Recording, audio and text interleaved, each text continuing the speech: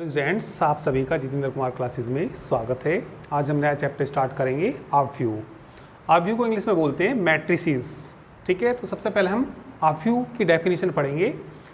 ऑब्व्यू को यहाँ पे मैंने मैट्रिक्स लिखा और यहाँ पे क्या लिखा, मैट्रिसेस।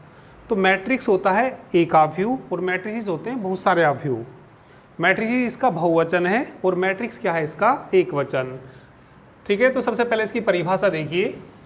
ऑब्व्यू संख्याओं या फलनों का एक आयताकार क्रम विन्यास है। इन संख्याओं या फलनों को ऑब्व्यू के अवयव कहते हैं। एग्जाम्पल, ठीक है, ए बराबर जो इसका पहला अवयव है उसको हम डिनोट करते हैं A11। फिर दूसरा A12, इसका मतलब इसको हम बोलते हैं इसकी पहली पंक्ति। पहली पंक्ति को डिनोट करते हैं किससे, R1 से। ये बोलते हैं दूसरी पंक्ति, इसको किससे डिनोट करते हैं, R2 से। फिर कहीं R3 आएगी, R4 आएगा और ये लास्ट में कोई बताएगा कौन सी पंक्ति होगी, ये RM। भाई M तक गए ना, 1 2 3 M तक गए तो RM। इसको हम कहते हैं स्तंभ। इंग्लिश में बोलते हैं कॉलम।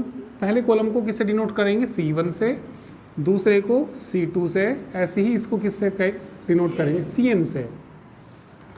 बात समझ में आ गई भैया। ऑब्व्यू की परिभाषा क्या होती है, ऑब्व्यू संख्याओं या फलनों का एक क्या है, आयताकार क्रम विन्यास है।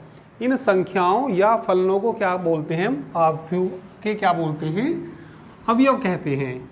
तो ये इसका पहला अवयव है, मतलब पहली पंक्ति का, जैसे A11 है, पहली पंक्ति और पहले स्तंभ का पहला मतलब एलिमेंट। ये क्या है, A12। फिर यहाँ कहाँ आगे क्या आएगा, A13। ऐसी कहाँ तक जाएगा, A1N।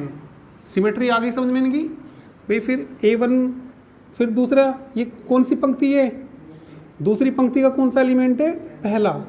तो इसको किससे डिनोट करते हैं, A21। और फिर कितना, A22 और फिर A2N। ऐसे ही AM1 AM2 डॉट डॉट कितना, AMN। ठीक है, या कोई और एग्जांपल ले सकते हैं, A बराबर 3 2 1 5 6 2। तो ये सभी क्या है, हमारे ऑब्व्यू के एग्जाम्पल्स हैं। तो परिभाषा हो गई, इसके एग्जाम्पल्स हो गए, तो सभी नोट कर लीजिए इनको। इसके बाद ऑब्व्यू का क्रम। इसके बाद हेडिंग लिखिए, ऑब्व्यू का क्रम, ऑर्डर ऑफ मैट्रिक्स।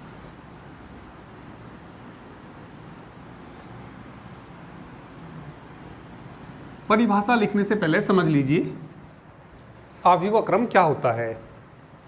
देखिए, मैंने तुम्हारे सामने कोई ऑब्व्यू लिख दिया, सपोज 1 2 3 4 5 6। ये मैंने आपके सामने कोई ऑब्व्यू लिख दिया। तो ये बताइए भैया, इसमें कितनी पंक्तियां हैं, दो पंक्तियां। पहली पंक्ति, दूसरी पंक्ति। स्तंभ कितने हैं, 3 स्तंभ हैं। ठीक है, तो ऑब्व्यू का जो क्रम होता है, पंक्तियों की संख्या गुना स्तंभों की संख्या। यदि कोई तुमसे कहे भैया ए का क्रम बताओ, ए का ऑर्डर बताओ, ए का जो क्रम आएगा 2/3 आएगा। कितना आएगा, 2/3। अभी और मैं पूछ के देखता हूँ तुमसे। मान लिया मैंने कोई बी ऑब्व्यू ले लिया, 2 3 4 5 6 7 8 9 10। बोलिए भैया इसका क्या क्रम आएगा, 3/3। भाई कितनी पंक्ति, 3 पंक्ति और 3 क्या हैं, इसके स्तंभ हैं। तो बी का जो क्रम आएगा कितना आएगा, 3/3। चलिए और कोई लेते हैं, सी बराबर ले लेता हूँ मैं कोई ऑब्व्यू, 1 2 3 4 ले लिया। कोई भी बताइए इसका क्रम क्या आएगा, 1/4। क्योंकि पंक्ति कितनी है इसके अंदर, 1, स्तंभ कितने हैं, 4। इसके क्रम को कभी कभी यहाँ भी लिख देते हैं, ये क्या भाई, क्या का, 1/4 का। तो चलिए इसकी परिभाषा देखिए कैसे बनेगी। यदि किसी ऑब्व्यू में m पंक्तियाँ m पंक्तियां तथा n स्तंभ है तो इस आव्यूह का क्रम m/n होता है। एग्जाम्पल फर्स्ट ये लिख देना, फिर ये चलिए एग्जाम्पल सेकंड लिख देना, और ये एग्जाम्पल नंबर थर्ड में चाहो तो ऐसे भी लिख सकते हैं, सी का क्रम, क्या भी लिख सकते हैं यहाँ पे, सी आव्यूह सी का क्रम। यदि पूरा बात लिखोगे तो क्या लिखोगे भाई, ए क्या है, ये आव्यूह है, तो यहाँ पे पूरी बात लिखोगे तो क्या लिखोगे, आव्यूह ए का क्रम 2/3, आव्यूह बी का क्रम, आव्यूह बी का क्रम 3/3, आव्यूह सी का क्रम क्या भाई, क्या का ये 1/4। चलिए नोट कर लीजिए इसको भी। इसके बाद आव्यूहों के प्रकार।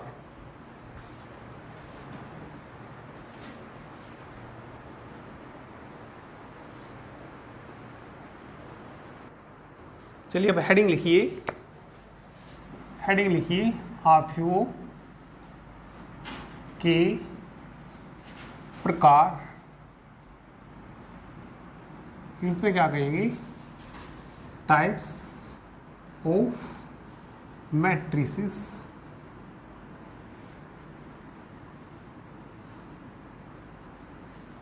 ठीक है, लिखिए भैया सभी हेडिंग, आव्यूहों के प्रकार, टाइप्स ऑफ मैट्रिसेस। आव्यूह निम्न प्रकार के होते हैं, आव्यूह निम्न प्रकार के होते हैं। नंबर एक लिखिए आप लोग, पंक्ति आव्यूह। इंग्लिश में क्या कहते हैं इसको, रो मैट्रिक्स।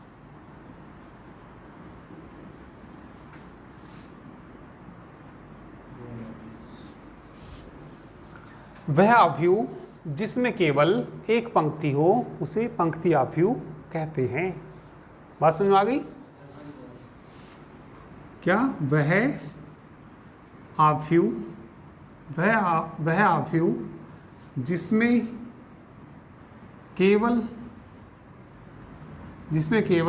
केवल एक पंक्ति हो उसे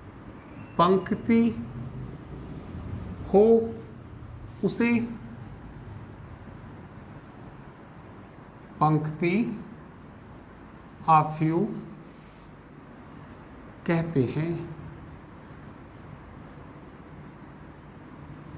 एग्जाम्पल, ठीक है, एग्जाम्पल चलिए ए बराबर मैंने कुछ लिख दिया, ठीक है, मैंने लिख दिया 5 3 1।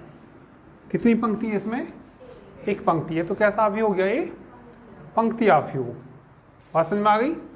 इसके बाद हेडिंग लिखिए, स्तंभ आव्यूह।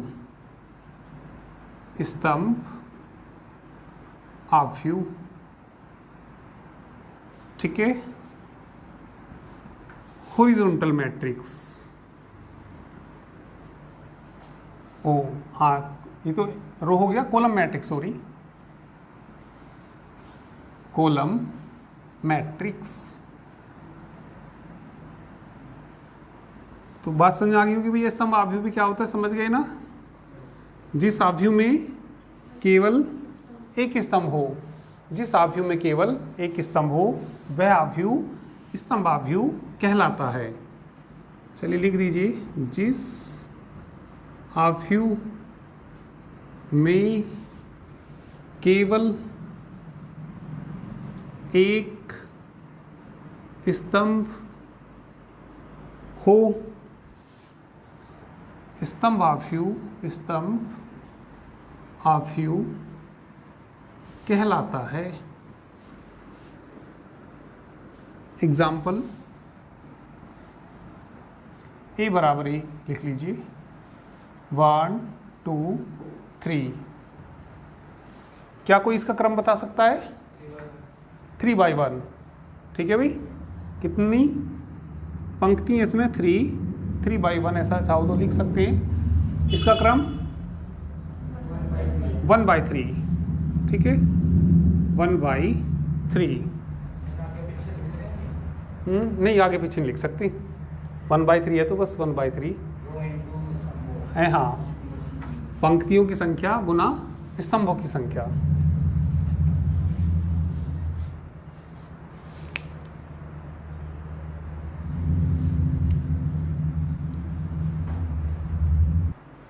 चलिए अब हेडिंग लिखिए, 36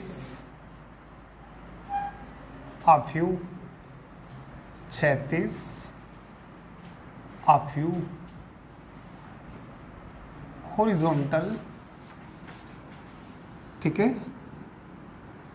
हॉरिजॉन्टल मैट्रिक्स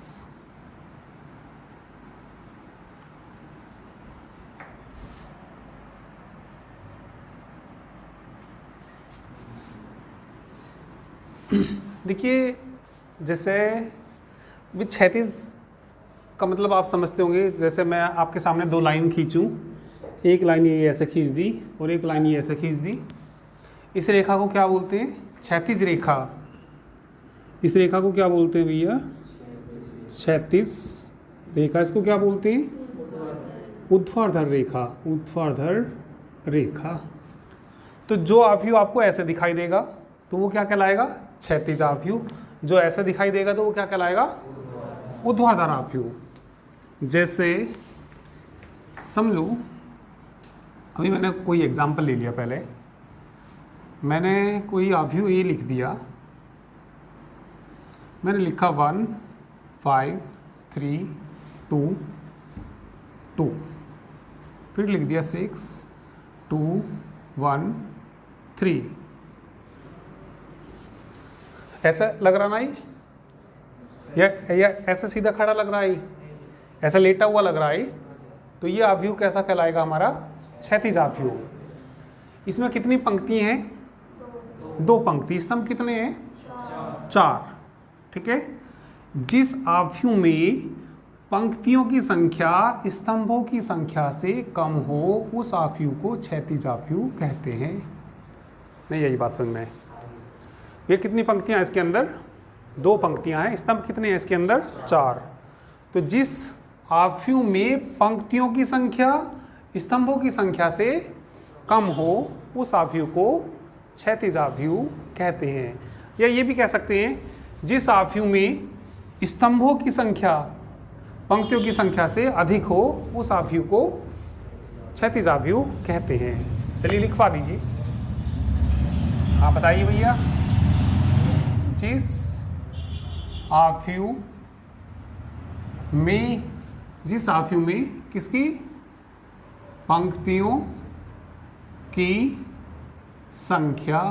जिस आव्यूह में पंक्तियों की संख्या स्तंभों की संख्या से कम हो।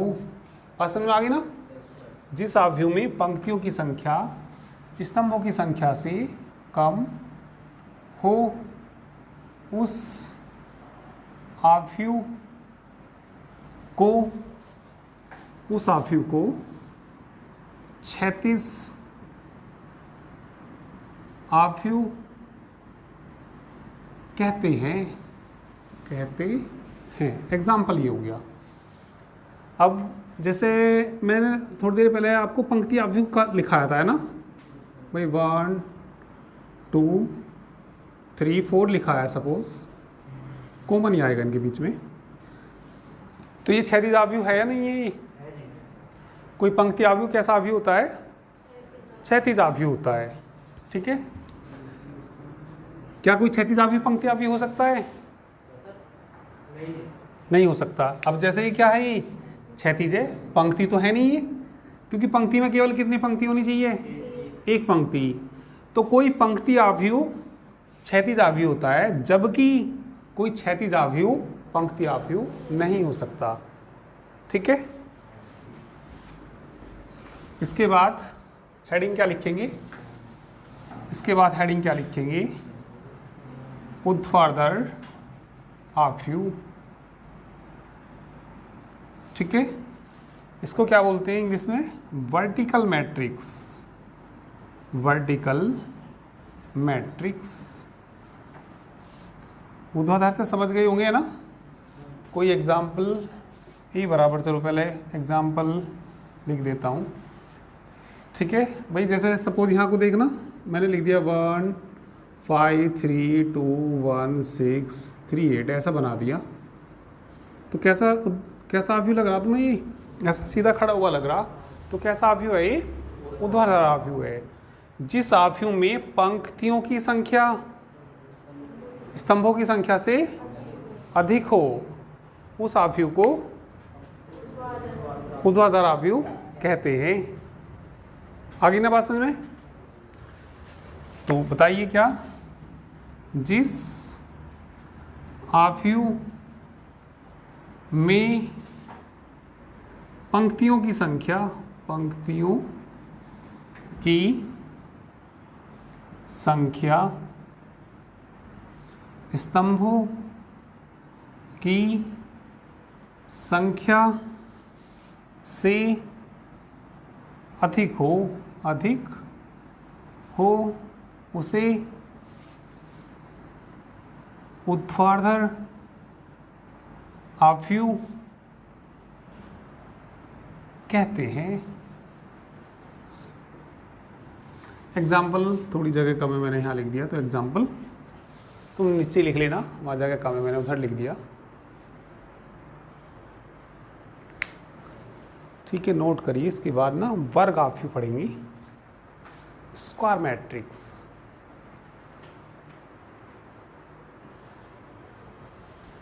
ठीक है, वर्ग आव्यूह स्क्वायर मैट्रिक्स। जिस आव्यूह में पंक्तियों की संख्या और स्तंभों की संख्या समान हो, इक्वल हो, तो उसको क्या बोलते हैं हम, वर्ग आव्यूह कहते हैं, स्क्वायर मैट्रिक्स कहते हैं। तो लिख देंगे परिभाषा, जिस आव्यूह में, लिखिए, जिस आव्यूह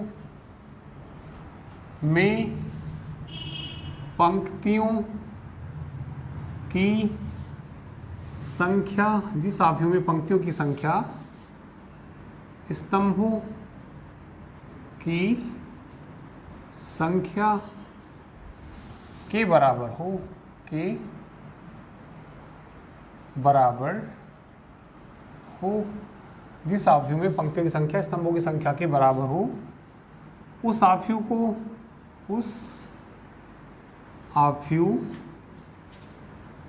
को वर्ग आव्यूह कहते हैं। ठीक है, एग्जाम्पल ए बराबर मान लेते हैं, चलिए 3 5 6 2 1 0 3 2 1। तो कैसा आव्यूह है ये, वर्ग आव्यूह। क्यों है ये वर्ग आव्यूह, क्योंकि इसमें कितनी पंक्ति हैं, 3 पंक्ति हैं और 3 ही स्तंभ हैं, इसीलिए क्या कहलाएगा ये, वर्ग आव्यूह। ठीक है, ये 3 बाई 3 का कहलाता है। कितनी पंक्ति, 3 पंक्ति और 3 ही स्तंभ है। इसके बाद हेडिंग लिखिए, विकर्ण आव्यूह।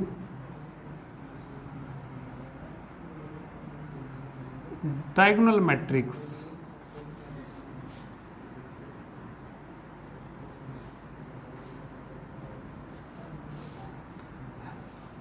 हेडिंग लिखी इसके बाद, विकर्ण आव्यूह डायगोनल मैट्रिक्स। जिस वर्ग आव्यूह के मुख्य विकर्ण के अवयवों को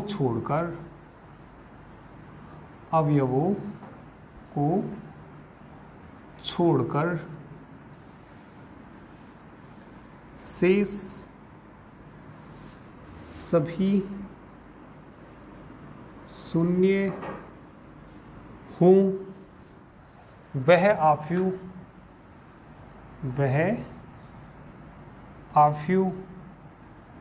विकर्ण आव्यूह कहलाता है।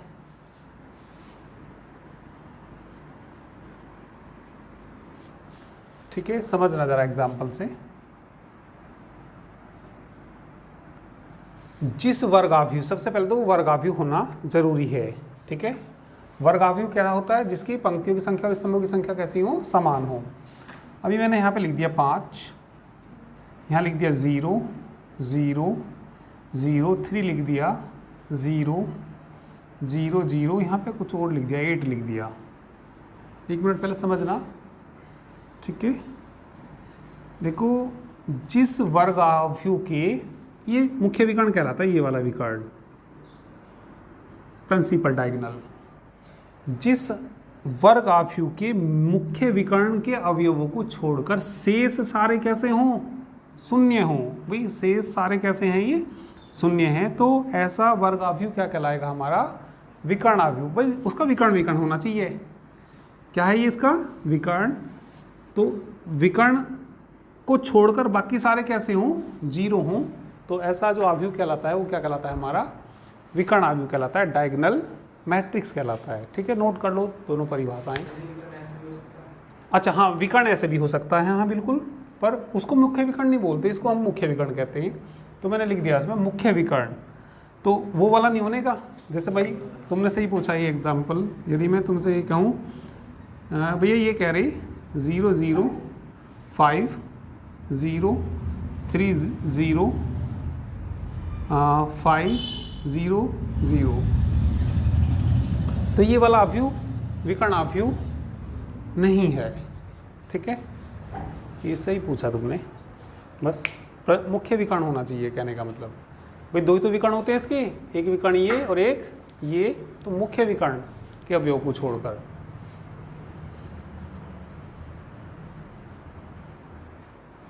इसके बाद हेडिंग लिखिए एदिस आव्यूह। एदिस आव्यूह इंग्लिश में क्या कहते हैं इसको? Scalar matrix. Scalar matrix.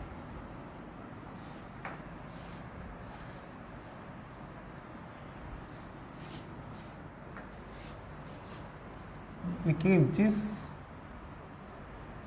या विकर्ण भी कह सकते हैं, या चलिए लिखिए जिस वर्ग आव्यूह के मुख्य विकर्ण, जिस वर्ग आव्यूह के मुख्य विकर्ण के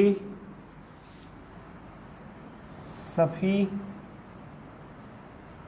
अवयव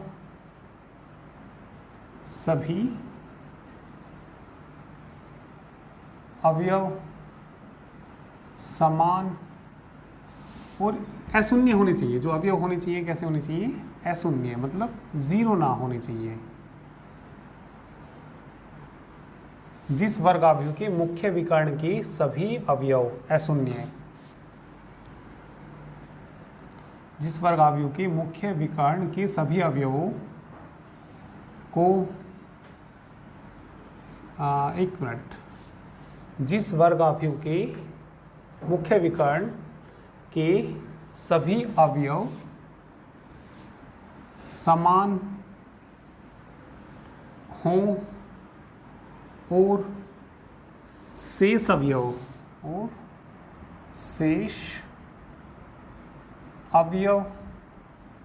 शून्य हों वह आव्यूह कैसा कहलाता है? एदिस आव्यूह कहलाता है। एदिस आव्यूह कहलाता है। अभी समझ में आएगी परिभाषा, शायद थोड़ी कम आई हो, अभी एग्जाम्पल से समझ में आ जाएगी।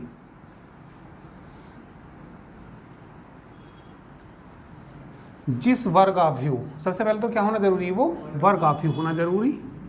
ये मैंने के लिया, ज़ीरो लिया, ज़ीरो लिया, ज़ीरो के लिया, ज़ीरो ज़ीरो ज़ीरो के। मुख्य विकर्ण के जो सभी अवयव वो कैसे होने चाहिए, समान होने चाहिए, और शेष कैसे होने चाहिए, शून्य होने चाहिए। तो वह अवयव क्या कहलाएगा, हमारा अदिश अवयव कहलाएगा। आगे बात समझ में।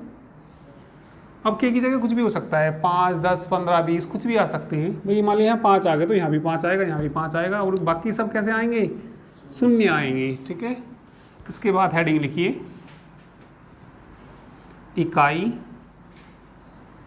आव्यूह, तत्समक आव्यूह भी कह देते हैं इसको, तत्समक या तत्समक आव्यूह। इंग्लिश में क्या बोलते हैं इसको, unit matrix, unit matrix, identity matrix भी बोल देते हैं इंग्लिश में, आइडेंटिटी मैट्रिक्स।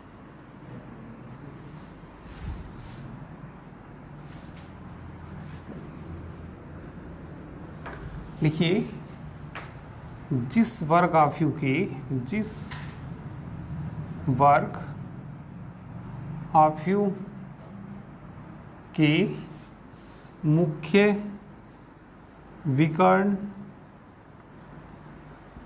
के सभी अवयव इकाई, इकाई मतलब एक, इकाई हों और शेष अवयव शून्य हो, और शेष अवयव शून्य हो, वह आव्यूह, वह आव्यूह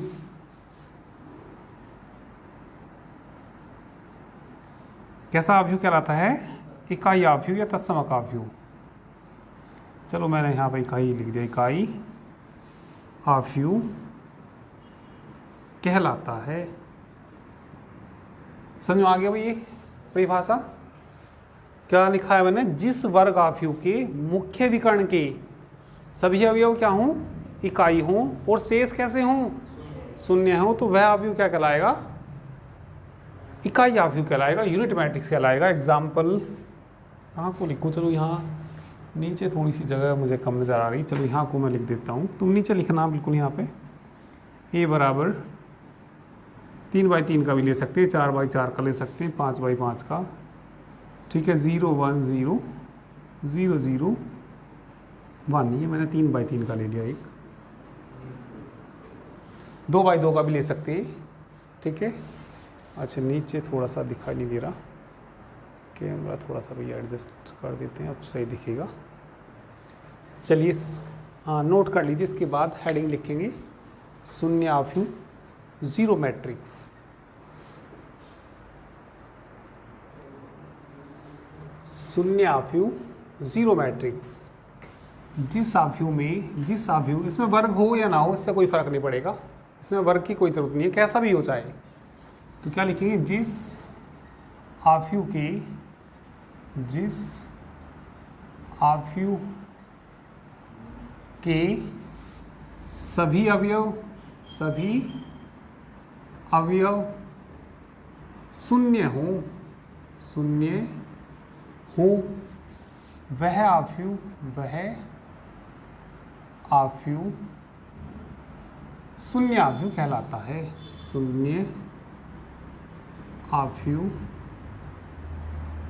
कहलाता है।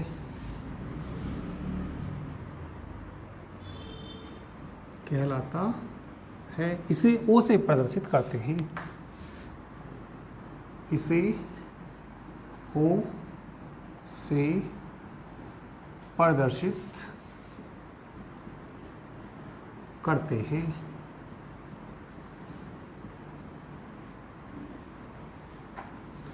ओ बराबर मान लीजिए आ गया 0 0 0 0 0 0, तो कैसा अवयव है ये? शून्य अवयव है। तो साथ के साथ सारी डेफिनेशन याद भी हो गई होंगी, आसानी डेफिनेशन थी ये सारी, ठीक है। तो आप लोग इनके सभी के अच्छे से भैया नोट्स बनाइए, ठीक है। और इससे पहले चैप्टर मैंने प्रतिलोम त्रिकोणीय मितीय फलन करा दिया है, इन्वर्स ट्रिग्नोमेट्रिक फंक्शन, तो उसके आप प्लेलिस्ट देख सकते हैं, प्लेलिस्ट इसी के, ठीक है, इस लेक्चर की डिस्क्रिप्शन में जाके तो वहाँ पे आप लोग पीछे का चैप्टर देख सकते हैं यदि नहीं पढ़ा तो। इससे पहले मैंने केवल अभी वही चैप्टर कराया, ठीक है। और फर्स्ट चैप्टर भी कराऊंगा, अभी मैंने सेकंड चैप्टर से स्टार्ट किया और ये आज हमने थर्ड चैप्टर स्टार्ट किया, ठीक है ना। तो सेकंड चैप्टर जिसका नहीं हो रहा तो वो इस वीडियो के डिस्क्रिप्शन में जाके सेकंड चैप्टर पढ़ सकते हैं, ठीक है। तो चलिए भैया आज इतना ही कराते हैं, बाकी कल करेंगे।